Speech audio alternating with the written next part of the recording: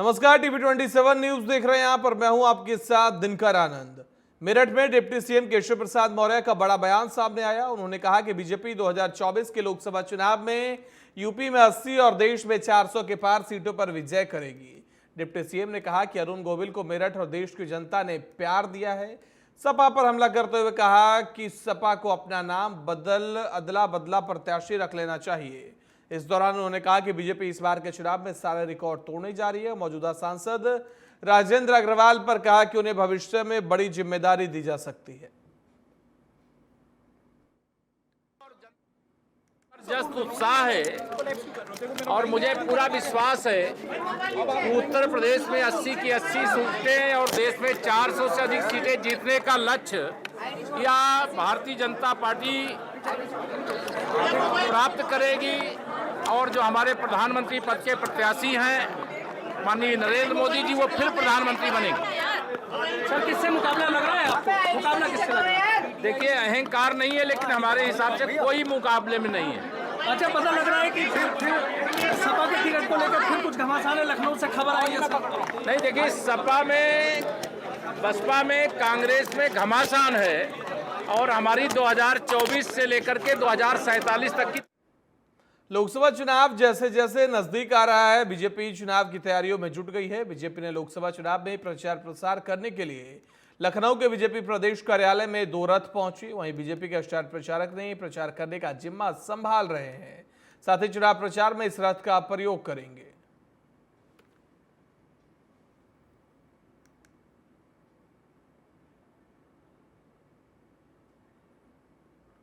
तो चुनाव प्रचार के लिए बीजेपी दफ्तर पहुंचे हैं। बीजेपी की 2 रथ स्टार प्रचारकों को इसी रथ के जरिए जनसभा करने के लिए भेजा जाएगा। बता दें कि लोकसभा चुनाव के लिए बीजेपी अलग अलग तरीकों से प्रचार प्रसार कर रही है। उसका एक माध्यम रथ भी है और इसके जरिए बीजेपी अपने स्टार प्रचारकों को जनता के बीच भेजेगी। यूपी में लोकसभा चुनाव को लेकर सभी पार्टियां चुनाव की तैयारी में जुटी हुई है। पार्टियों में दल बदलने का दौर भी जारी है। सभी पार्टियां एक दूसरे पर पलटवार करने में पीछे नजर नहीं आ रही। ऐसे में बीजेपी के प्रदेश कार्यालय में चुनाव को लेकर चुनावी सामग्री पहुंची है। उत्तर प्रदेश लोकसभा का चुनाव का बिगुल बज चुका है। इस समय हम खड़े हैं भारतीय जनता पार्टी के प्रदेश कार्यालय में। आज आपको मैं दिखाना चाहता हूँ, मैं पीछे जो 19 अप्रैल से जो चुनाव शुरू हो रहे हैं उसको लेकर के जो प्रबंधन सामग्री, चुनाव प्रचार सामग्री है, वो भारतीय जनता पार्टी पे पहुंच गई है। पहले चरण का चुनाव जो है 19 अप्रैल को होना है और आखिरी चरण 1 तारीख को है, जो कि गोरखपुर और वाराणसी अन्य क्षेत्रों में होगा। अगर बात करते हैं लोकसभा चुनाव की, तो लगातार भारतीय जनता पार्टी की तैयारियां तेज़ हैं। और आज की अगर हम बात करें तो आज जो है भारतीय जनता पार्टी मुख्यालय पर जो है जो सामग्री है वो पहुंच गई हैं। हमारे साथ बात करने के लिए हैं अभिजीत जी जो कि प्रदेश मंत्री भी हैं और चुनाव प्रबंधन की आपको जिम्मेदारी मिल रही है वितरण की। सर, कैसे देखते हो, क्या कुछ तैयारियाँ चल रही हैं, कैसे वितरण हो रहा है? पहले चरण का जो चुनाव होना है उसका सामग्री पहुंचाई जा चुकी है। बाकी जो है लगातार निरंतर चल रहा है। तमाम पम्पलेट्स हैं, स्टिकर्स हैं, कटआउट हैं, पोस्टर्स हैं, झंडे हैं, पटके हैं, टोपी है, यही सारी सामग्रियां हैं। और जो हमारा लक्ष्य है 400 पार का, उसको लेकर के सभी लोग जुटे हुए हैं। सारी पार्टी के कार्यकर्ता, जनता का भी बहुत ज़बरदस्त सपोर्ट है। फिलहाल अपना जो भी हमारा काम है, ये सारी सामग्रियों को चुनाव के तैयारी है तो सब जगह पहुँचाना, सभी लोकसभाओं में, तो उसका अपना काम चल रहा है। अच्छा, 80 सीटें हैं, हर जिलों में जो है सामग्री पहुंचानी है, ये भी एक बड़ा टास्क है। इसको कैसे कर रहे हैं, कैसे पहुंचा रहे हैं सामानों?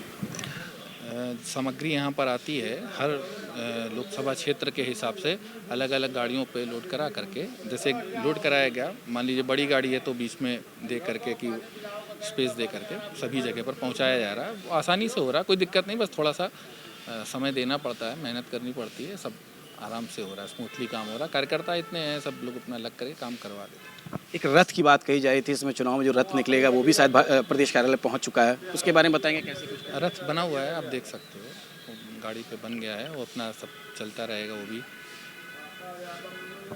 साफ कहना था इनका कि जो भी सामग्रियां होती, झंडे हो गए, बैनर हो गए, टोपी होगी, जो तमाम ऐसी चीज़ें होती हैं जो प्रचार प्रसार में प्रयोग में लाई जाती हैं, वो प्रदेश मुख्यालय कार्यालय पर पहुंच चुकी हैं। अब इनका वितरण किया जा रहा है। पहले चरण का जो भी चुनाव का सामग्री थी वो वितरण की जा चुकी है। अब अन्य चरणों के हिसाब से धीरे धीरे समय से इन सामग्रियों का वितरण किया जाएगा।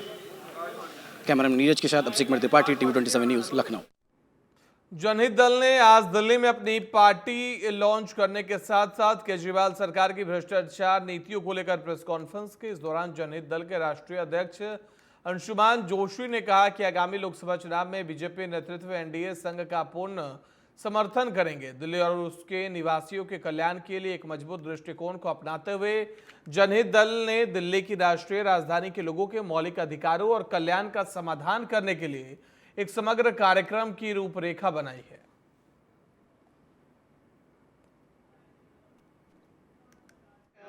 फाइनेंसेस बहुत अच्छे से समझता हूँ। सिंस मैं फाइनेंसेस अच्छे से समझता हूँ, मैंने कई बैंक का रिवाइवल किया है देश में और आज भी कर रहा हूँ। मैं आपको ये बताना चाहता हूँ कि दिल्ली का भी रिवाइवल होगा और दिल्ली का रिवाइवल ऐसा होगा, एक बड़ा दिल्ली का मॉडल बना के हम दिखाएंगे अगले विधानसभा चुनाव के बाद जब हमारी सरकार बनेगी। 400 यूनिट बिजली के साथ में हम 10 रुपये सस्ता दूध देंगे, शराब नहीं बांटेंगे।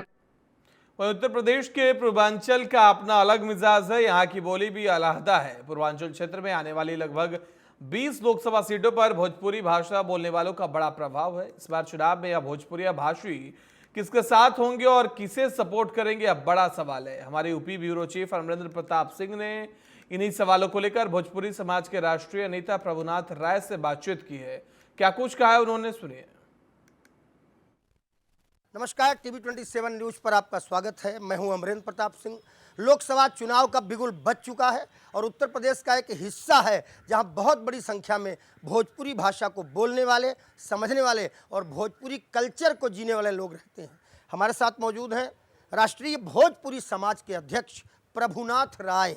इनसे बात करेंगे कि आने वाले चुनाव में भोजपुरी भाषा को चाहने वाले, उससे रुचि रखने वाले, उसको बोलने वाले, बाटी चोखा से प्रेम करने वाले लोग इस बार किसके साथ होंगे।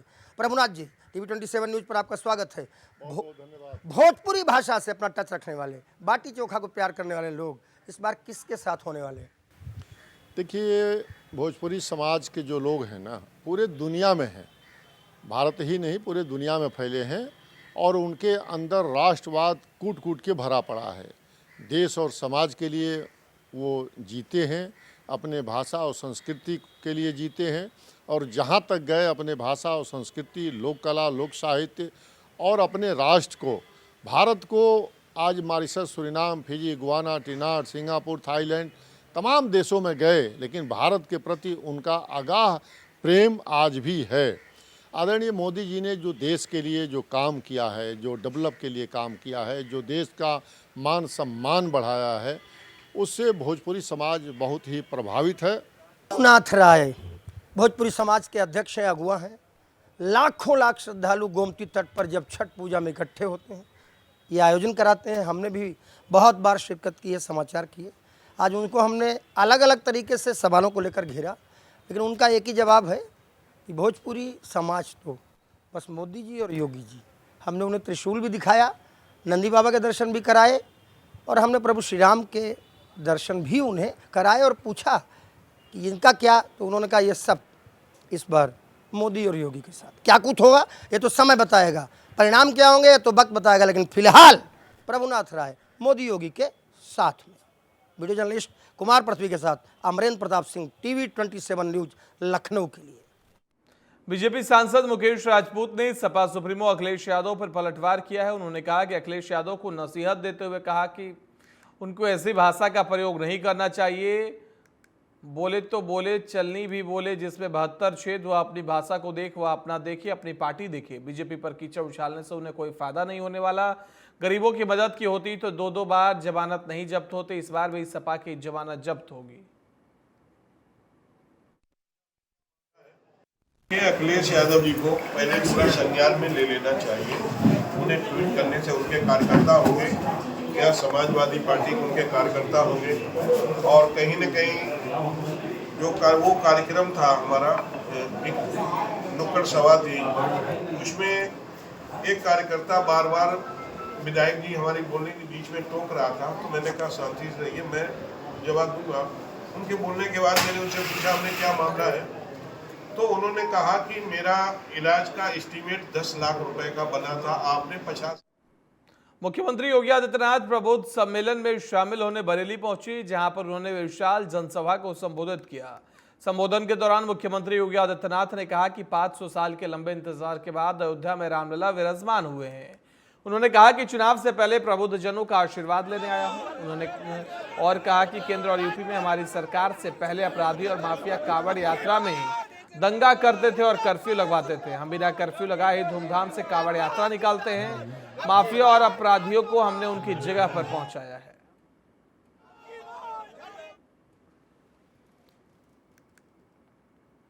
वहीं ज्योतिरादित्य सिंधिया ने कांग्रेस प्रत्याशी के चांदी की चम्मच लेकर पैदा होने के सवाल पर पलटवार करते हुए कहा कि मैं किसी व्यक्ति का जवाब नहीं देने वाला हूं। मैं सेवक था, जिंदगी भर सेवक रहूंगा। पत्नी प्रियदर्शनी राजे सिंधिया के चुनावी मैदान में उतरने पर उन्होंने कहा कि प्रियदर्शनी मेरे जीवन की साथी और चुनाव में भी मेरे साथ रही है। आज बहुत बड़ी सौगात है ग्वालियर के लिए। प्रधानमंत्री जी के द्वारा 10 तारीख को 10 मार्च को जिस एयर टर्मिनल का उद्घाटन किया गया था, आज पहली फ्लाइट उस टर्मिनल में आ चुकी है और आज से सभी फ्लाइट्स इसी टर्मिनल में आएगी। ये टर्मिनल केवल हवाई अड्डे का टर्मिनल नहीं है, लेकिन ग्वालियर के प्रगति और विकास के द्वार प्रधानमंत्री जी के द्वारा, नरेंद्र मोदी जी के द्वारा स्थापित किए गए हैं। हवाई अड्डा अपने आप में शहर का प्रवेश द्वार है, शहर का निवेश द्वार है, शहर की सांस्कृतिक एवं इतिहास की दृष्टिकोण की द्वार है।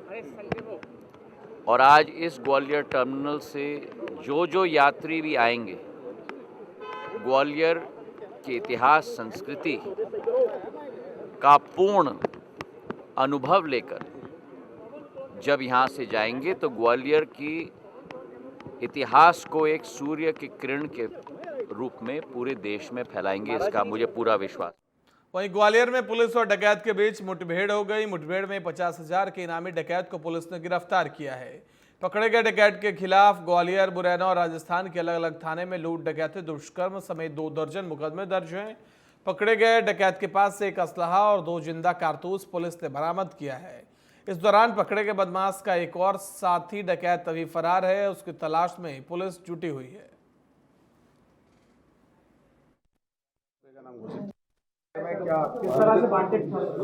देखिए, जंडेल गुजर जो गैंगस्टर पकड़ा गया है, ये बेसिकली इंटर स्टेट क्रिमिनल है।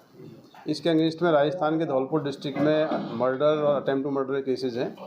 हमारे यहाँ ग्वालियर में जो एक गैंग रेप की बहुत ही सेंसिटिव घटना हुई थी नाबालिग बालिका के साथ में, उसमें लगातार फरार चल रहा था। इसी गिरफ्तारी को लेके ग्वालियर पुलिस के द्वारा और राजस्थान पुलिस के द्वारा 50,000 रुपये का नाम घोषित था। इसकी गिरफ्तारी की गई है और इसको रिमांड पर लेके बाकी जो इसके एसोसिएट्स हैं उनके बारे में जानकारी ली जा रही है। सर, एक मुठभेड़ करनी बड़ी छोटी सी, ये बेसिकली बड़ा हार्डकोर क्रिमिनल है और इसके जो क्रिमिनल रिकॉर्ड्स हैं, डकैती, लूट, उस तरह का क्रिमिनल है और ये पूरी संभावना थी कि ये फायर आर्म इसके पास होगा।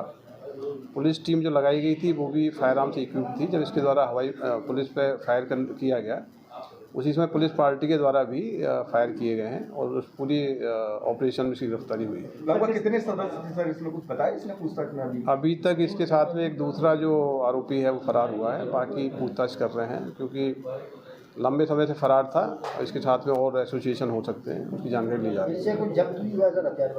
हाँ, फायर आर्म जब्त हुआ है। पूछताछ में इसने बताया कि कहाँ पर फरारी काट रहा था, कहाँ? ये इनिशियली जानकारी मिली है, इसकी लोकेशन राजस्थान में थी और हमारी जो टीम थी लगातार ट्रैक कर रही थी, उसी इन्फॉर्मेशन के आधार पर इसको अरेस्ट किया है।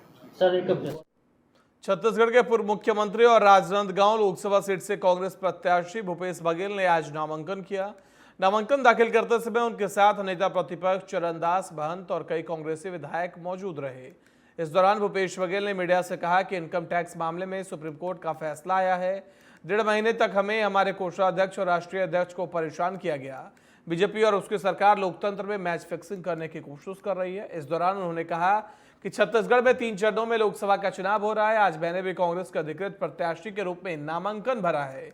यहां से मुझे क्षेत्र की सेवा करने का अवसर मिलेगा। सभी लोग 26 तारीख का इंतजार कर रहे हैं, सबका आशीर्वाद मुझे मिलेगा। नामांकन रैली भी इसके बाद निकलेगी बड़ी संख्या में लोग सभी विधानसभा क्षेत्र से आ रहे हैं। सर, आप और संतोष पांडे जी राजनांदगांव से आमने सामने होंगे, कितनी बड़ी चुनौती देखते हैं? देखिए, चुनौती कोई भी जो चुनाव है उसको कभी हम लोग हल्के में नहीं लेते और पूरी गंभीरता से हम लोग लड़ते हैं। तो संतोष पांडे ही प्रत्याशी नहीं है, बल्कि जो उनके जो संगठन है वो भी लड़ेगी। तो हमारे लिए चुनौती तो है और चुनौती कभी हम लोग हल्के में नहीं लेते। आदर्श गार्डन में भारतीय जनता युवा मोर्चा ने नव मतदाता सम्मेलन का आयोजन किया। साथ ही बड़ी संख्या में युवाओं ने पार्टी की सदस्यता ली। वहीं प्रदेश अध्यक्ष वी.डी. शर्मा ने कहा कि देश के नवनिर्माण और विकास में युवाओं की भूमिका ठीक वैसे ही है जैसे किसी सजीव शरीर में प्राण, क्योंकि राष्ट्र की रीढ़ और नींव युवा शक्ति ही है। साथ ही उन्होंने यह भी कहा कि युवाओं के विचारों की हवा ही राष्ट्र की विजय पताका की दिशा निर्धारित करती है। वहीं इंदौर में विदेशी नागरिक की संदिग्ध परिस्थितियों में मौत का मामला सामने आया है। सूचना पर पहुंचे पुलिस ने मौके पर पहुंचकर शव को कब्जे में लेकर पोस्टमार्टम के लिए भेज दिया। पुलिस पूरे मामले की जांच पड़ताल शुरू कर दी है।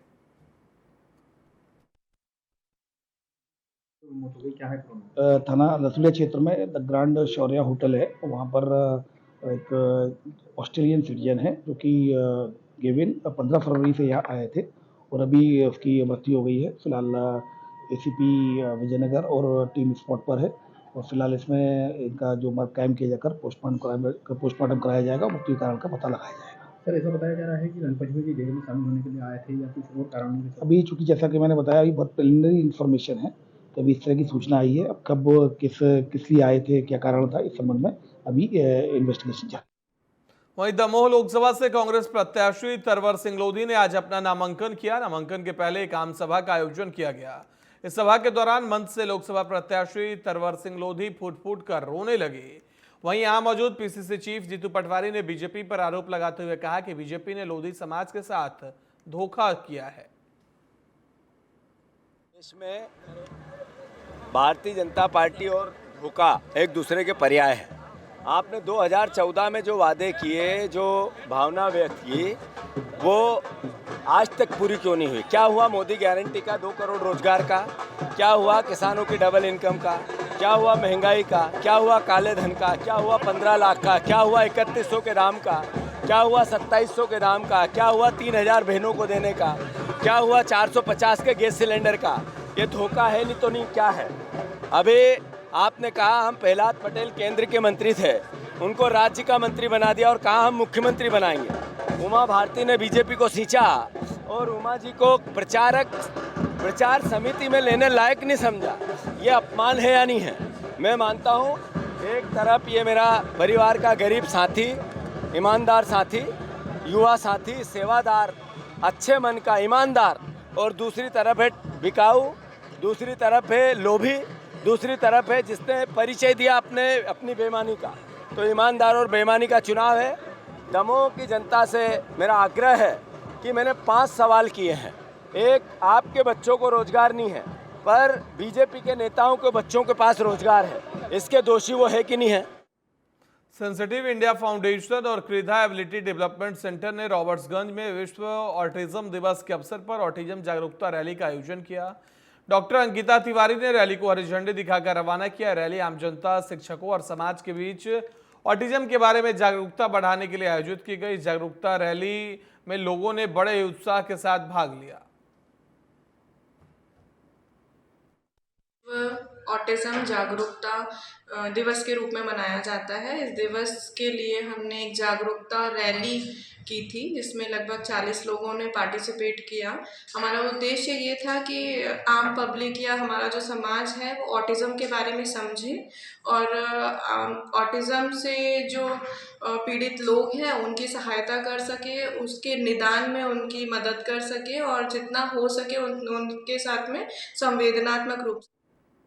वाराणसी में आजाद अधिकार सेना के राष्ट्रीय अध्यक्ष अमिताभ ठाकुर ने यूपी के डीजीपी को पत्र लिखा। इस दौरान डीजीपी को पत्र भेजकर मौजूदा उत्तर प्रदेश सरकार द्वारा माफियाओं के मामले में पक्षपात कर कार्रवाई के आरोप के संबंध में स्थिति स्पष्ट करने की मांग की।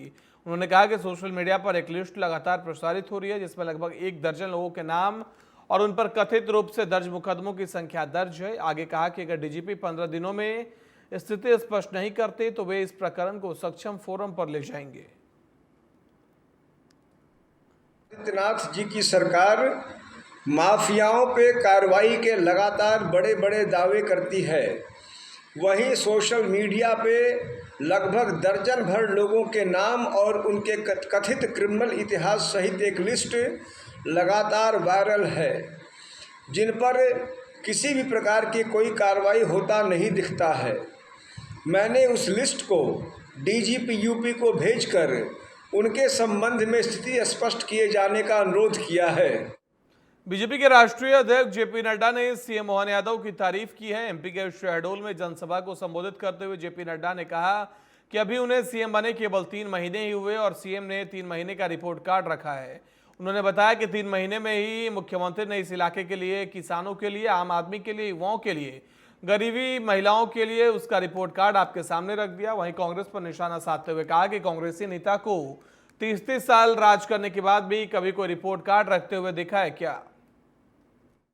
हम गांव के लिए आए हैं, हम गरीब के लिए आए हैं, हम वंचित के लिए आए हैं, हम पीड़ित के लिए आए हैं, हम शोषित के लिए आए हैं, हम किसानों के लिए आए हैं, हम महिलाओं के लिए आए हैं। इस बात की चिंता करने वाले अगर हैं तो वह प्रधानमंत्री मोदी जी हैं और उनका अनुकरण करते हुए आज मोहन यादव जी के नेतृत्व में इनकी सरकार मध्य प्रदेश की चिंता कर रही है। अभी हमारे मोहन भाई जो हमारे यशस्वी मुख्यमंत्री हैं, वो आपके सामने अपना रिपोर्ट कार्ड रख रहे थे। अभी उनको मुख्यमंत्री बने हुए 3 महीने हुए, 3 महीने, और 3 महीने में ही उन्होंने इस इलाके के लिए, किसानों के लिए, गरीब लोगों के लिए, आम आदमी के लिए, युवाओं के लिए, महिलाओं के लिए जो काम किया है उसका भी रिपोर्ट कार्ड आपके सामने अभी उन्होंने रख दिया। 3 महीने के अंतराल के बाद इसको भी हमको समझना। आपने कभी किसी कांग्रेसी नेता को 30-30 साल राज करने के बाद भी कभी कोई रिपोर्ट कार्ड रखते हुए देखा क्या? देखा क्या? कभी आपने सुना कि उन्होंने क्या काम किया, बताया क्या? और हमारी संस्कृति देखो कि हम 3 महीने में ही अपना रिपोर्ट कार्ड आपके सामने रखते हैं। यह है परिवर्तन, यह है राजनीतिक दृष्टि से सोचने का तरीका। अगली खबर कासगंज से है। जेल में उमर अंसारी और निखत बानो ने अब्बास अंसारी से मुलाकात की। मुलाकात तकरीबन 1 घंटे तक चली। जेल से निकलने के बाद से बातचीत करने के दौरान उमर अंसारी भावुक हो गए। उन्होंने कहा कि एक बेटा अपने पिता के लिए क्या कर सकता है, सिर्फ सेवा कर सकता है और कुछ नहीं। अब्बास से मुलाकात पर उमर ने कहा कि अब्बास अंसारी ने जेल में रोजे रख रखे हैं और खाना वाना खा रहे हैं। फाइल अभी कोर्ट में, अल्लाह ने चाहा तो जमानत हो जाएगी। इससे पूर्व जेल प्रशासन ने उमर अंसारी को स्पेशल ट्रीटमेंट दिया है। वहीं मेरठ के टायर के गोदाम में भीषण आग लगने की खबर सामने आई है। आग लगने का कारण शॉर्ट सर्किट बताया जा रहा है। आग इतनी भीषण थी कि गोदाम में रखे लाखों का सामान जलकर राख हो गया। सूचना पर पहुंची फायर ब्रिगेड की टीम ने कड़ी मशक्कत के बाद आग पर काबू पाया। यह पूरा मामला मेरठ के मवाना क्षेत्र का बताया जा रहा है।